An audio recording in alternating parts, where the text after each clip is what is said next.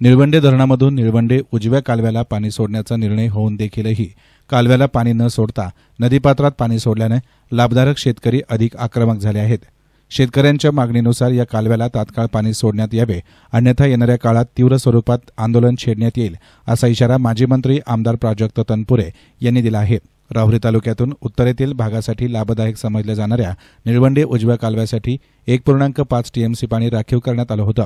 पैकी अर्धा टीएमसी पाणीही यापूर्वी सोडण्यात आलंय आणि कालव्यांचा लिकेजही चेक करण्यात आला होता।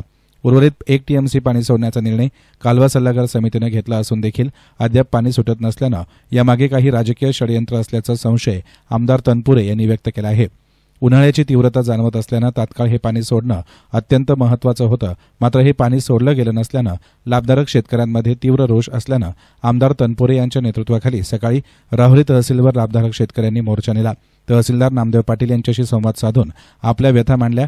पाटबंधारे विभागानं तात्काळ या कालव्याला पाणी सोडण्यात यावं, अन्यथा तीव्र स्वरूपाचं आंदोलन छेडण्यात येईल, असा इशारा आमदार प्राजक्त तनपुरे यांनी दिला आहे। निळवंडे धरणाच्या उजव्या कालवा जो की राहुरी तालुक्यातून जातो याचं काम थोडं उशिरा पूर्ण झालं। आधी डाव्याची टेस्टिंग झाली आणि डाव्या कालव्यामध्ये जवळपास 2.5 टीएमसी पाण्याचा वापर त्या भागात झाला।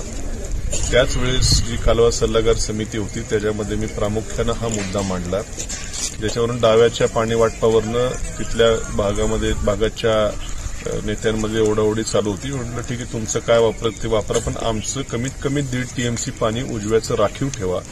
जेव्हा आमच्या उजव्या कालव्याचं काम किंवा टेस्टिंग होईल तेव्हा आम्हाला त्या हक्काचं आमचं पाणी द्या, असा कालवा सल्लागार समितीमध्ये ठराव झाला आणि 1.5 टीएमसी पाणी मी त्या ठिकाणी आग्रह केला म्हणून उजव्या कालव्याचं त्या ठिकाणी राखीव झालं। त्यातलं अर्धा टीएमसी पाणी हे पहिल्या ट्रायलच्या वेळी मिळालं आणि काही दुरुस्त्या करून राहिलेलं सुमारे 1 टीएमसी पाणी परत आम्ही देऊ, अशा आम्हाला त्या अधिकाऱ्यांनी सांगितलं। आम्ही देखील म्हणलं ठीक आहे, कालव्याचं अकोले तालुक्यातल्या लोकांनाही त्रास नको, हे आमचेच बांधव आहेत, काही लिकेजमुळे त्यांना त्रास होत असेल तर आम्ही थांबलो। जवळपास आता 2 महिने झालेले आहेत। या 2 महिन्यामध्ये तिथल्या दुरुस्त्या करून पुन्हा ट्रायल आम्हाला 25 तारखेला एप्रिल महिन्यात होईल असं काही अधिकाऱ्यांकडून सांगण्यात आलं होतं, पण आज 25 तारीख उलटून गेली, 28 तारीख आहे। जनावरांच्या पिण्याच्या पाण्याचा प्रश्न मोठा निर्माण झालेला आहे, शेतीचा प्रश्न निर्माण झालेला आहे, पिण्याच्या देखील पाण्याचा माणसाचा प्रश्न या भागामध्ये राहुरी तालुक्यातल्या निंबेरे तुळापूरपासून कनगर चिंचविरेपर्यंत आहे आणि अशामध्ये आत्ता हे पाणी सुटणं अति आवश्यक आहे, पण मात्र शासनाचा काहीतरी वेगळाच डाव चालू असल्याचा आम्हाला संशय आहे। हे पाणी अजून काही सुटत नाहीये, त्यामुळे आज इथल्या लाभधारक शेतकऱ्यांच्या वतीनं तहसील कार्यालयामध्ये आम्ही आलो होतो। आमचं गाऱ्हाणं मांडलं, इरिगेशनचे काही अधिकारी फोनवरती आमच्याशी बोलले आणि अगदी सुरुवातीला तर जवळपास नाहीच अशी त्यांची मानसिकता होती।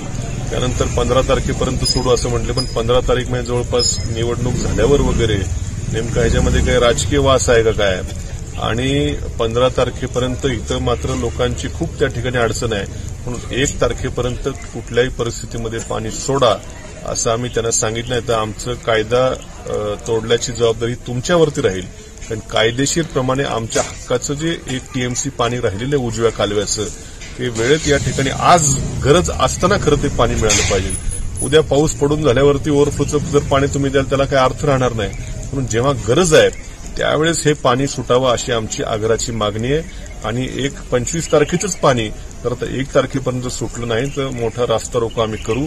कायदा तुम्ही मोडलेला आहात, त्यावेळेस जर कोणाला काय त्रास झाला तर ही जबाबदारी तुमची असेल, असं आम्ही इरिगेशनच्या अधिकाऱ्यांना ठणकावून सांगितलंय।